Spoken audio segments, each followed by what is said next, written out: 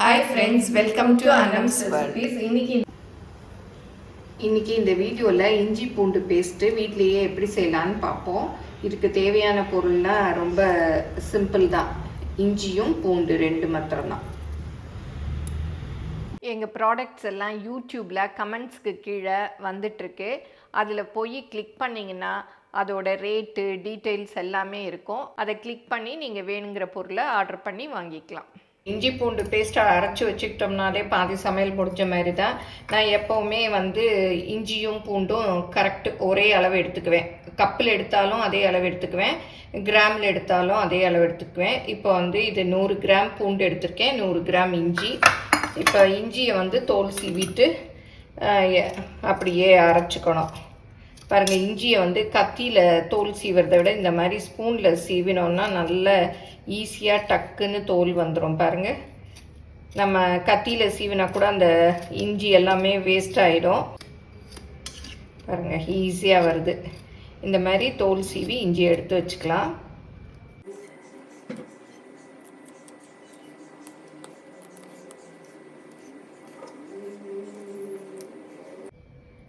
இஞ்சி எல்லாம் தோல் சீவியாச்சு.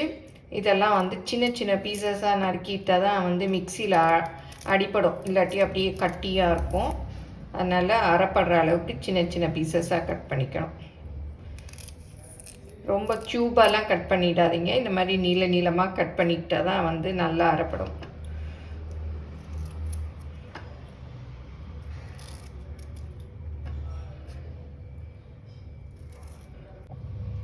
இப்போ இஞ்சியெல்லாம் நறுக்கியாச்சு. இப்போ இது ரெண்டையும் மிக்சியில் போட்டு அரைச்சிக்க வேண்டியதான். 88 கிராம் இருக்குது. நான் தோலெல்லாம் போனதில் கொஞ்சம் போயிடுச்சு, பரவாயில்ல. ஒரு 10 கிராம் தான் குறையுது, பரவாயில்ல. பூண்டு கரெக்டாக 100 கிராம் இருக்குது. இப்போ ரெண்டையும் அரைச்சிக்கலாம். இப்போ மிக்சியில் இஞ்சியெல்லாம் போட்டுக்கலாம், உப்பையும் போட்டுக்கலாம். தண்ணியெல்லாம் ஊற்றி அரைக்கக்கூடாது. உப்பு 1 ஸ்பூன் அளவு போட்டுக்கலாம். இது குட்டி ஸ்பூனு, நீங்கள் பெரிய ஸ்பூனில் 1 ஸ்பூன் அளவு போட்டுக்கோங்க.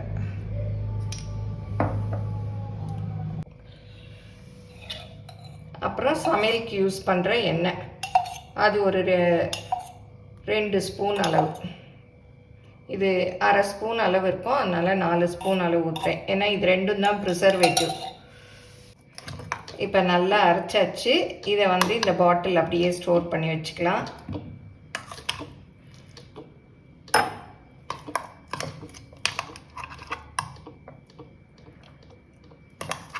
நீங்கள் நிறைய அரைச்சிங்கன்னா ஃப்ரீசரில் நம்ம ஐஸ் க்யூப்ஸ் இருக்கு இல்லையா, அதில் கூட போட்டுட்டு அதை ஒன்று ஒன்றா எடுத்து யூஸ் பண்ணிக்கலாம். நான் கொஞ்சமாக இருக்கிறதுனால இதை பாட்டில்லே போட்டுக்கிறேன். நீங்களும் சுவையாக சமைக்கணுமா? எங்கள் மசாலா பொடிகளை யூஸ் பண்ணி பாருங்கள். அதெல்லாம் வாங்கணுன்னா ஸ்க்ரீனில் வர்ற வெப்சைட்டுக்கும் வாட்ஸ்அப் நம்பருக்கும் போய் ஆர்டர் பண்ணிங்கன்னா நீங்கள் வேணுங்கிறத வாங்கிக்கலாம். இப்போ இஞ்சி பூண்டு பேஸ்ட்டு ரெடி ஆகிடுச்சு. இதை அப்படியே பாட்டிலில் வச்சு ஃப்ரிட்ஜில் வச்சுக்கிட்டோம்னா நம்ம வேணுங்கிறச்ச எடுத்து யூஸ் பண்ணிக்கலாம். நம்ம டக்குன்னு செஞ்சிடலாம். இதில் மஞ்சப்பொடி வேணாலும் நீங்கள் போட்டுக்கலாம். நான் இன்றைக்கி ப்ளைனாக பண்ணியிருக்கேன். எல்லோரும் செஞ்சு பாருங்கள். எப்படி வந்ததுன்னு உங்கள் கமெண்ட்ஸை சொல்லுங்கள்.